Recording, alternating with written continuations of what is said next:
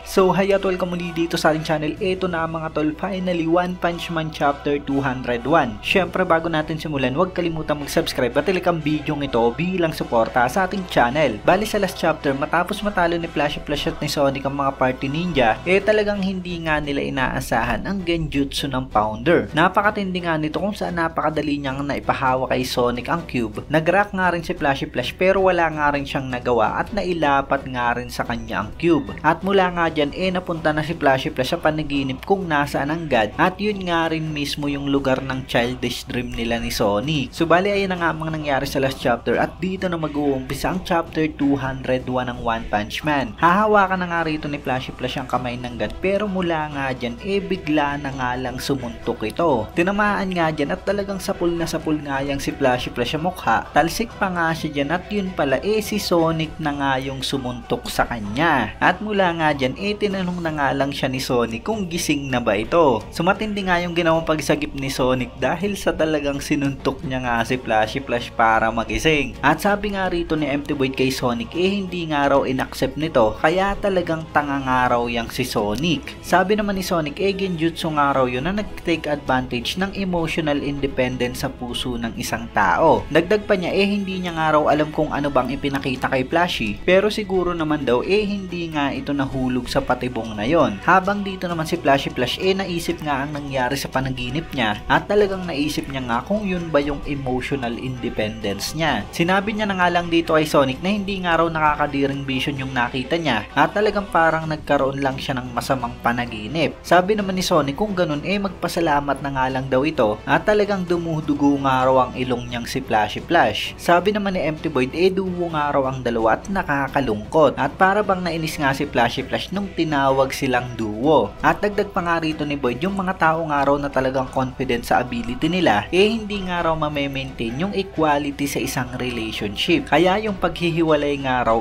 talagang hindi maiiwasan. At napatanong nga rito si Sonic at si Flashy Flash kung ano bang equal ang sinasabi ni Empty Void at kung ang tinutukoy ba nito silang dalawa ni Blast. Pero sabi nga dyan ng Pounder yang si Sonic at si Flashy nga raw ang tinutukoy niya. Pagdating nga raw sa skills talagang lamang yang si Flashy Flash pero pagdating naman daw sa puso talagang nangunguna si Sonic kaya isang balanse nga raw yon. So ayun, sigurado may similarities nga etong si Flashy Flash at Sonic sa dating duo na si Blast at si Void. Hindi man aminin netong si Empty Void pero siguradong hindi nga siya masama dati. Pero maaaring gaya nga kay Flashy Flash nadaan nga siya ng God sa mga ipinakitang emosyon sa kanya. So dito nga talagang hindi matanggap ni Sonic at si Flashy Flash na kulang ang isa sa kanila ng puso at skills. Pero sabi nga dyan ng Pounder talagang nakakainis na nga raw ang dalawang yan. At mula nga dyan agad na nga kumilos yang si Sonic. Gumamit nga agad siya dyan ng after image technique niya at sinabi niya nga na considering sa reputation ng Datman talagang hindi nga raw maganda at boring nga raw ang taktika nito. At dahil dyan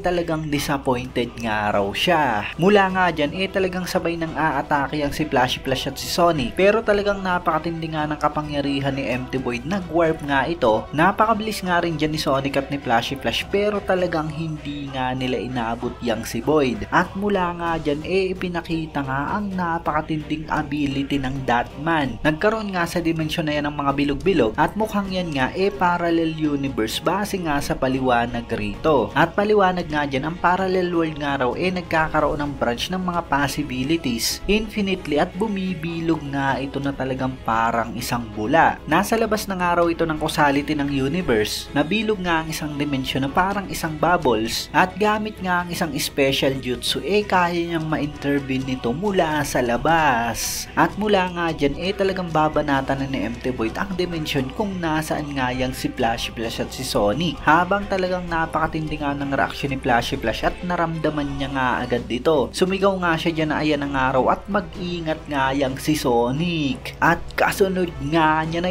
ayan na nga.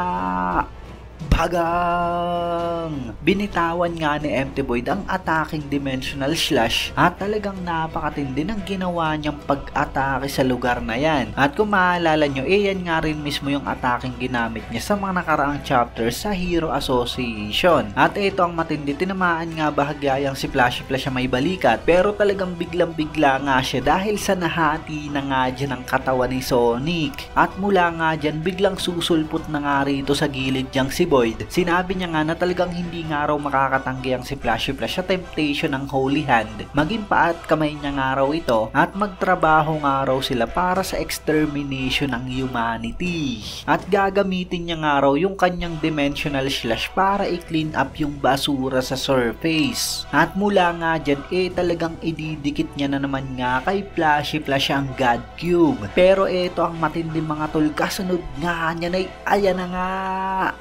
Bagang! Biglang dating nga rito mga tol si Blast at binitawan niya nga ang napakatinding gravity knuckle. Tinamaan nga sa mukha yang si Empty Void at talagang lipad nga ito.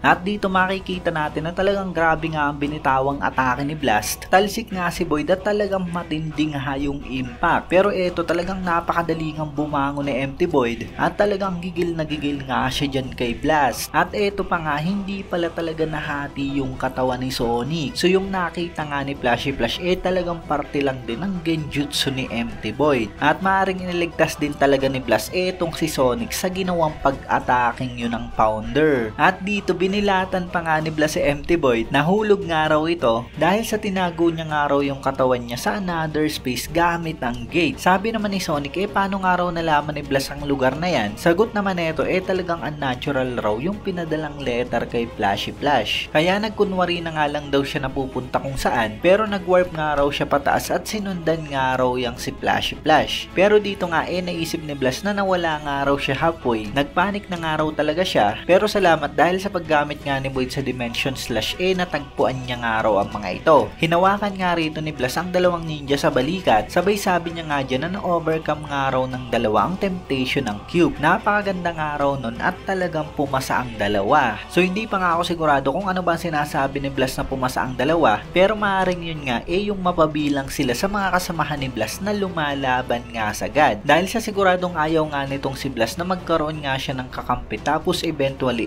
mahuhulog lang din sa temptation ng God. So bali eto na nga mga tol yung last part ng redraw. Kung maalala nyo yung naunang kwento dito nga rin nagtapos kung saan nagpakita si Blast at binanatan nga rin si Empty Void. Kaya ayun, abangan nga natin ang susunod na chapter dahil sa siguradong bagong-bago nga yun para sa atin. So ayan na nga rin mga tol yung kabuuan ng video natin. Syempre kung nagustuhan nyo, huwag nyo sana kalimutan mag-iwan ng like dahil napakalaking tulong na yan para sa ating channel. At yun, maraming salamat sa inyong panonood at mag-iingat kayo palagi. Bagang!